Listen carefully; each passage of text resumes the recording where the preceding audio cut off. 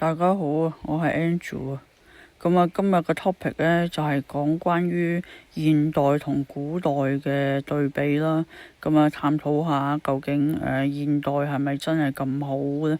咁啊，大家諗到現代有咩好呢？咁其實都諗到好多嘅，好似我呢，第一時間諗到現代呢，有冷氣幾好喎，涼浸浸。現代有 iPhone 幾好喎，話好方便。但係呢，對比下呢，諗翻其實古代嗰時，邊度需要冷氣㗎？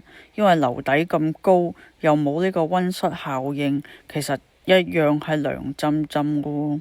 咁啊，你見嗰啲古裝戲都係攞把大葵扇就解決到問題。咁啊，你話有 iPhone 好方便，咁啊諗翻古代，飛鴿傳書都好浪漫啦，因為直接走過去，面對面見自己中意嘅人，哇，更浪漫啦，唔使而家成日喺度網戀啊，唔知搞乜。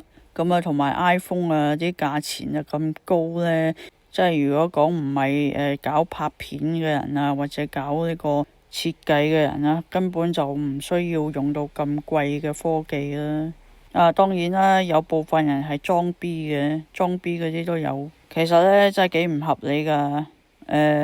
咁貴嘅 iPhone 仲要另外再 down app 喎，好多 app 又要俾錢喎。咁啊，現代如果住城市嘅人就成日住喺個白鴿籠入邊啦，就算一個單位啊有幾百尺、成千尺啊，都係一個白鴿籠啦。古代啊，哇，成個花園幾正，就算做窮人都起碼有個屋仔啊。咁啊，現代呢啲女性啊好現實啦，講緊呢有金先有愛啦。古代呢啲女性就真係簡單好多。咁啊，唔好講話做皇帝可以後宮佳麗3000啦嚇，就算做一個普通人都好容易揾到一個愛你一世嘅老婆。咁啊，但係古代都有分咩朝代啦。你話如果生喺唐朝啊，真係好正啊！你話生喺清朝，哇，個個女人要紮腳，又真係幾慘喎。咁呢，我有個朋友呢，女仔嚟嘅，咁佢話佢夢過自己呢，做過啲唔知16定17世紀嘅英國人喎。哦，咁睇嚟又幾正。不過我對歷史啊唔係好記得啊，因為我又係歷史白痴。